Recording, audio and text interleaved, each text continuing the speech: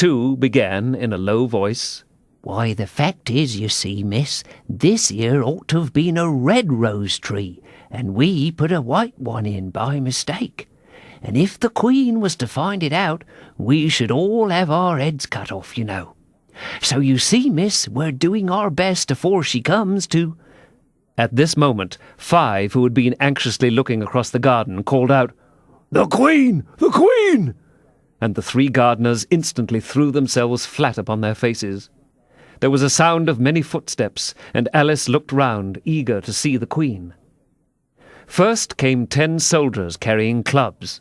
These were all shaped like the 3 gardeners, oblong and flat, with their hands and feet at the corners. Next, the 10 courtiers. These were ornamented all over with diamonds, and walked 2 and 2 as the soldiers did.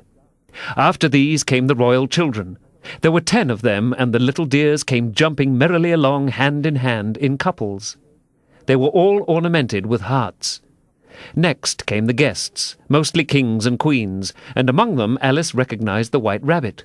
It was talking in a hurried, nervous manner, smiling at everything that was said, and went by without noticing her. Then followed the Knave of Hearts, carrying the king's crown on a crimson velvet cushion. And, last of all this grand procession, came the King and Queen of Hearts. Alice was rather doubtful whether she ought not to lie down on her face like the 3 gardeners, but she could not remember ever having heard of such a rule at processions. And besides, what would be the use of a procession, thought she, if people had all to lie down on their faces so that they couldn't see it? So she stood where she was and waited.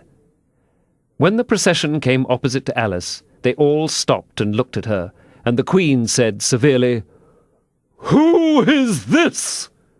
She said it to the Knave of Hearts, who only bowed and smiled in reply.